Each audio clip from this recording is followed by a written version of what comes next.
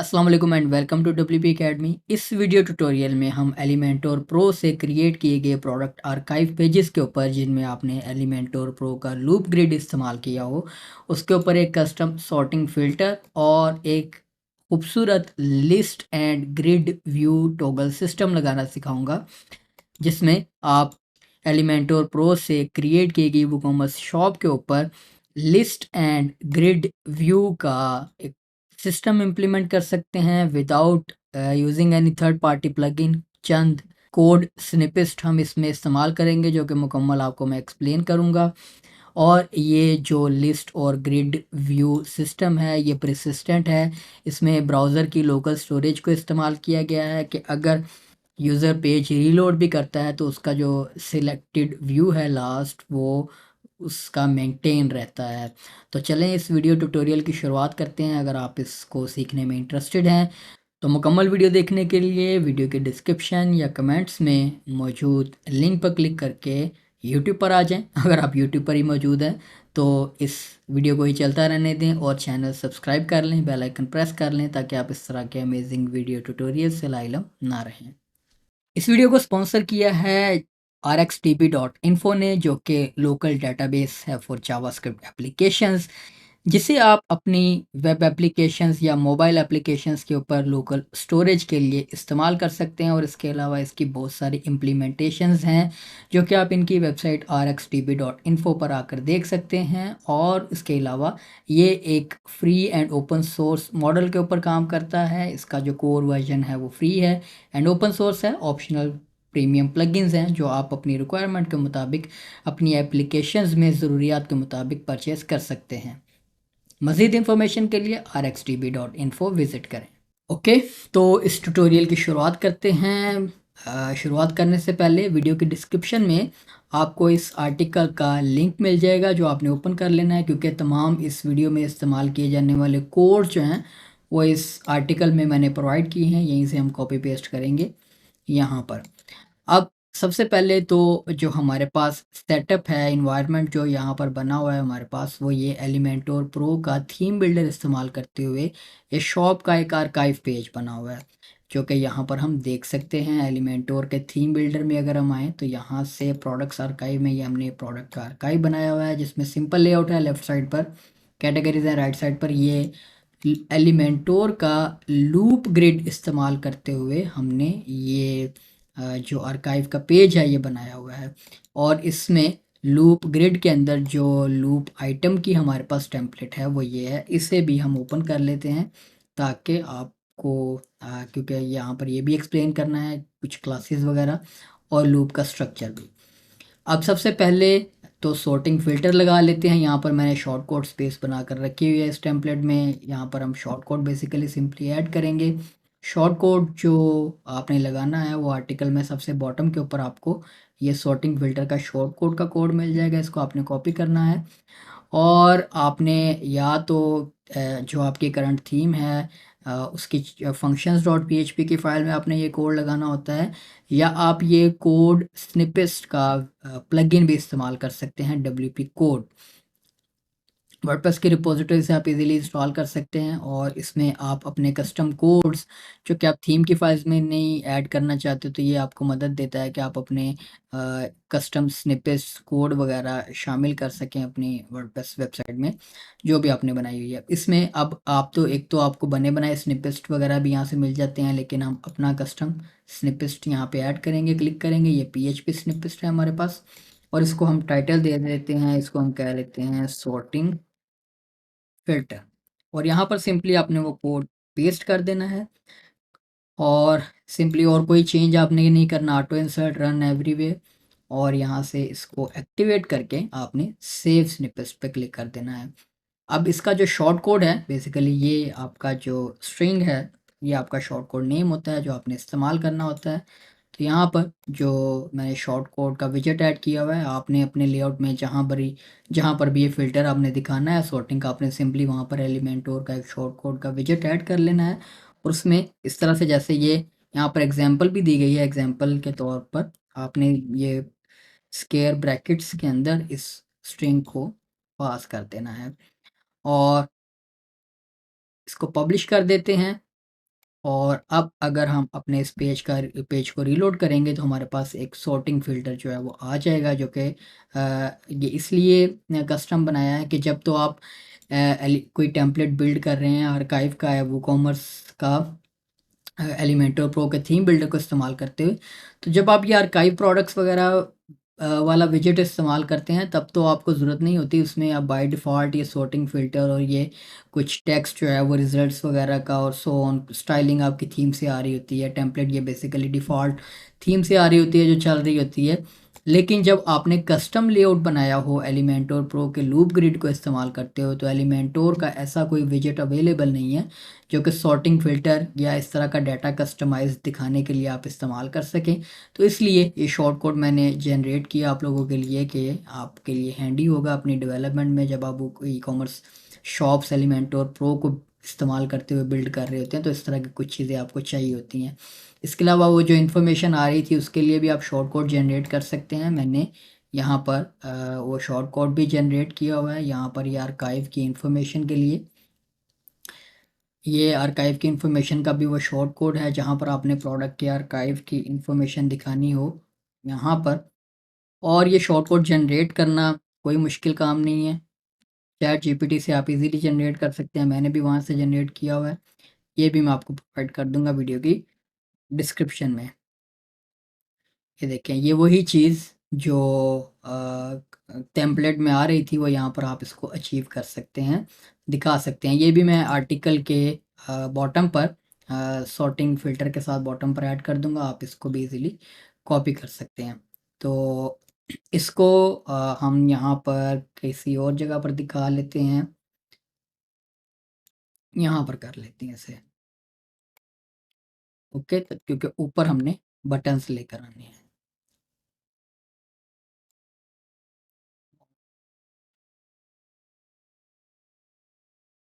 इसको एक कंटेनर के अंदर रख देते हैं ताकि इसकी जो लेआउट की सिमेट्री है वो बनी रहे हमारे पास। अच्छा जी, अब यहाँ पर हमने 2 बटन्स इंट्रोड्यूस करवाने हैं। अब हम इस गाइड को यहाँ पर स्टेप बाय स्टेप फॉलो करते हैं। सबसे पहले हमने 2 टॉगल बटन्स ऐड करने हैं, एक लिस्ट व्यू के लिए और एक ग्रिड व्यू के लिए, जिसके लिए मैंने यहाँ पर ये कंटेनर बनाया हुआ है। इसके अंदर सिर्फ सिंपली हम बटन का एलिमेंट ऐड करते हैं और इसको हम कह लेते हैं लिस्ट व्यू। और हर बटन को आपने एक यूनिक क्लास असाइन करनी है। यहाँ पर जैसे बताया गया है, लिस्ट व्यू वाले बटन को आपने लिस्ट व्यू की क्लास, सॉरी क्या गया मैं, एक आईडी असाइन करनी है। यहाँ पर बटन आईडी में लिस्ट व्यू के बटन को आपने लिस्ट व्यू के बटन की आईडी लगा देनी है। इस लिंक की फील्ड को मैं एम्प्टी कर दूंगा क्योंकि इसके क्लिक के ऊपर फिर अगर हैश साइन आपने पास किया हुआ है तो वो टॉप पर ले जाता है यूआरएल में, हैश साइन लगाकर, तो वो वियर्ड इंटरेक्शन है। उसके बाद यहाँ पर इसको एक आइकन लगा लेते हैं। आइकन मैं कह लेता हूँ लिस्ट का ही हम कोई आइकन इस्तेमाल कर लेते हैं, ये अप्रोप्रिएट है। और इसमें टेक्स्ट का जो कलर है हमने वाइट रखना है। थोड़ी सी इसकी स्टाइलिंग कर लेता हूँ, फ़ॉन्ट साइज़ वगैरह एडजस्ट कर लेते हैं और इसकी कुछ पैडिंग एडजस्ट कर लेते हैं। ओके, अब इसको डुप्लीकेट कर लेते हैं और सेकंड बटन हमारा, इसको हमने आईडी इसकी चेंज करनी है। इसको आपने रखना है अप्रोप्रिएटली, इसका जो नेम है ग्रिड व्यू, इसके ऊपर आईडी हमने बटन आईडी असाइन कर दी। आइकन भी चेंज कर देते हैं, इसको ये वाला आइकन लगा देते हैं, ये लगा दे जो सा भी आपको लगाना है, ये ठीक है। और इसका टेक्स्ट भी हमने चेंज करना है, इसको हम कह लेते हैं ग्रिड व्यू।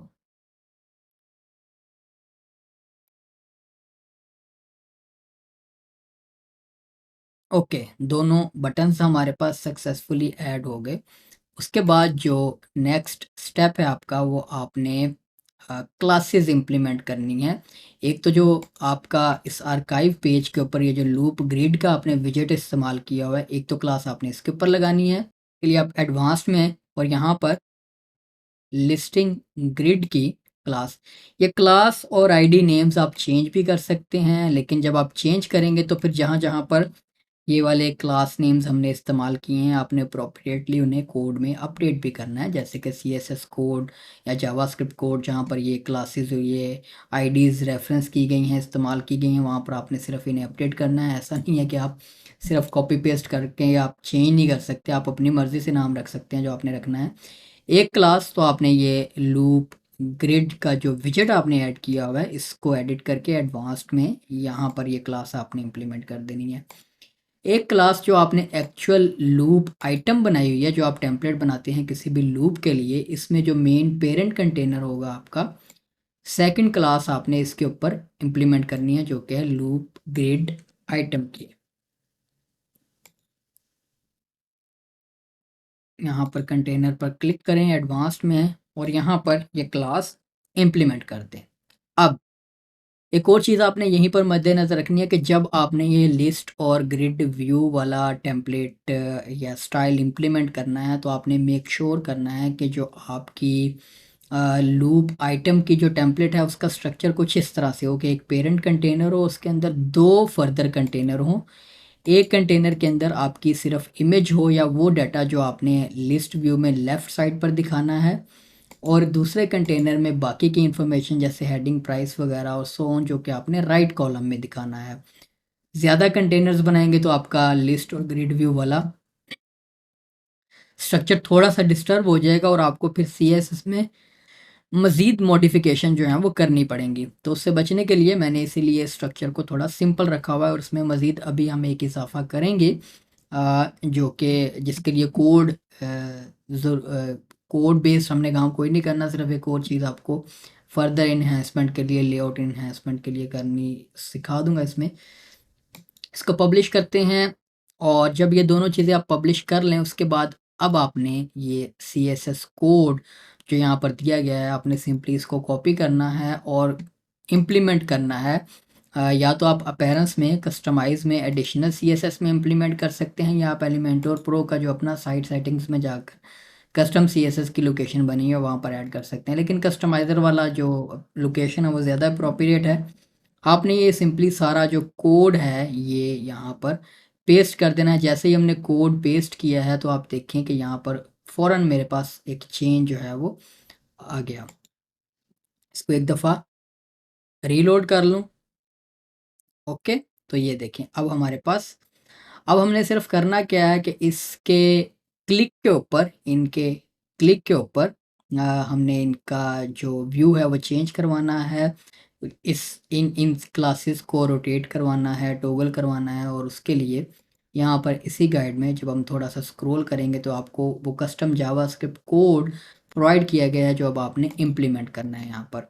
इस पेज को भी, क्योंकि सीएसएस अब हमने इम्प्लीमेंट की है, तो इस पेज को भी एक दफ़ा पब्लिश करके मैं रीलोड कर लूँ ताकि नई सीएसएस यहाँ पर भी रिफ्लेक्ट हो जाए हमारे पास। इसको मैं रीलोड कर लेता हूँ। ओके, अब आपने यहाँ पर सिंपली एक एचटीएमएल का विजेट ड्रैग कर देना है कहीं पर भी, और इसमें आपने ये कोड पेस्ट कर देना है। लेकिन कोड पेस्ट करने से पहले आपने इसको एक टैग के अंदर स्क्रिप्ट के टैग के अंदर आपने ये कोड सिंपली सिर्फ पेस्ट कर देना है, और इसको हम पब्लिश कर देते हैं। एक और छोटा-सा सीएसएस ट्वीक हम यहाँ पर लगाते हैं जो कि वैरी करता है साइट टू साइट, इसलिए मैंने उसको आर्टिकल में शामिल नहीं किया। यहाँ पर एडिशनल सीएसएस में आते हैं, और ये जो हमने इन बटन्स को आईडीज़ असाइन की हैं, ये लिस्ट व्यू का बटन को जो आईडी असाइन की है हमने ये,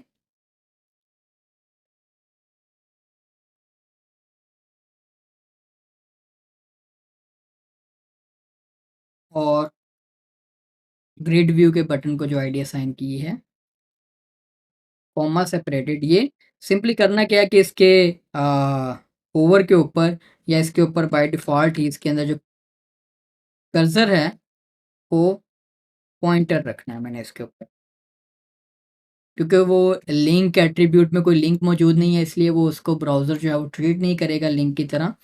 तो फिर वो बटन ऐसे लगेंगे नहीं कि बटन है। जैसे ये माउस ओवर अब कर रहे हैं तो हमारे पास कर्सर आ रहा है, तो इसका मतलब ये है कि ये अब क्लिकेबल बटन्स हैं। अब ग्रिड व्यू, लिस्ट व्यू, ये देखें दोनों चीज़ें मेरे पास काम कर रही हैं। वो बाय डिफ़ॉल्ट लिस्ट व्यू पे इसलिए चला गया था कि मैंने पहले भी टेस्टिंग के दौरान चूँकि ये लोकल स्टोरेज के साथ मैंने कोड आप लोगों के लिए जनरेट किया है, जिसमें ये persistent रहते हैं। लोकल स्टोरेज को हम इस्तेमाल कर रहे हैं ब्राउज़र की कि एक दफ़ा यूज़र ने जो सिलेक्ट कर लिया है, तो वो अगर पेज रिफ्रेश भी करता है, रीलोड भी करता है, तो उसके पास वो सेम वही जो लास्ट सिलेक्टेड लेआउट है वही रहेगा, अनलेस वो क्लोज़ कर दे, ब्राउज़र सेशन ख़त्म कर ले अपना और फिर सो ऑन आपका वो दोबारा से वेबसाइट के ऊपर आए, तो लेआउट जो है वो डिफ़ॉल्ट पर रिवर्ट हो जाएगा, यानी कि उसकी लोकल स्टोरेज जब क्लियर हो जाएगी तो ये डिफ़ॉल्ट पर रिवर्ट हो जाएगा। लेकिन जब तक यूज़र जो है वो साइट के ऊपर मौजूद है, उसने जो लेआउट सिलेक्ट किया हुआ है वो यहाँ पर उसके पास आ रहा है। अब यहाँ पर देखें बड़ी खूबसूरती से अब लेफ़्ट साइड पर हमारे पास ये डाटा आ रहा है, राइट साइड पर ये डाटा आ रहा है। ग्रिड व्यू में तो ये डाटा खूबसूरत लग रहा है, जो थोड़ी सी इन्हेंसमेंट मैं आपको कह रहा था। लिस्ट व्यू में यहाँ पर थोड़ा-सा मेरे ख़्याल से मज़ीद हमारे पास डेटा होना चाहिए था। वो क्या हम लेकर आ सकते हैं, हम प्रोडक्ट की एक शॉर्ट डिस्क्रिप्शन जो है वो यहाँ पर डिस्प्ले करवा सकते हैं। प्राइस के बाद डिस्प्ले करवा लेते हैं कि थोड़ी सी स्टाइलिंग कर लेता हूँ, 14 पिक्सेल्स फ़ॉन्ट का साइज़ कर देते हैं। अब सिर्फ़ हमने करना क्या है कि डिफ़ॉल्ट ग्रिड के ऊपर हमने इसे नहीं दिखाना। उसके लिए हम क्या करेंगे, ये सिर्फ़ इस ट्यूटोरियल के लिए एनहांसमेंट है, तो इसको आर्टिकल में ज़रूरत नहीं है। आपने सिंपली करना क्या है कि इस जो ये जो पैराग्राफ आपने ऐड किया है, शॉर्ट डिस्क्रिप्शन ऐड की है, इसके ऊपर आपने एक स्पेसिफिक क्लास लगा देनी है। इसको हम कह लेते हैं प्रोडक्ट डिस्क्रिप्शन, DESC। और कस्टमाइज़ में आकर बाय डिफ़ॉल्ट ये जो प्रोडक्ट DESC है, इसको ज़रा मैं एक दफ़ा रीलोड कर लूँ ताकि हमारे पास एक्चुअल जो हाँ, लेआउट है वो भी आ रहा हो, क्योंकि हमने वो CSS क्लास अब इम्प्लीमेंट कर दी है, तो नया रिफ्लेक्टेड डाटा हमारे पास मौजूद हो। एडिशनल CSS में आना है। यहाँ पर आपने करना क्या है कि वो जो आपने अभी क्लास क्रिएट की है डिफ़ॉल्ट स्टाइलिंग में, आपने इसको बाय डिफ़ॉल्ट कर देना है हाइड। उसके लिए आपने CSS की प्रॉपर्टी डिस्प्ले में उसकी वैल्यू नन कर देंगे, तो आपके पास बाय डिफ़ॉल्ट हाइड हो जाएगी इन्फॉर्मेशन।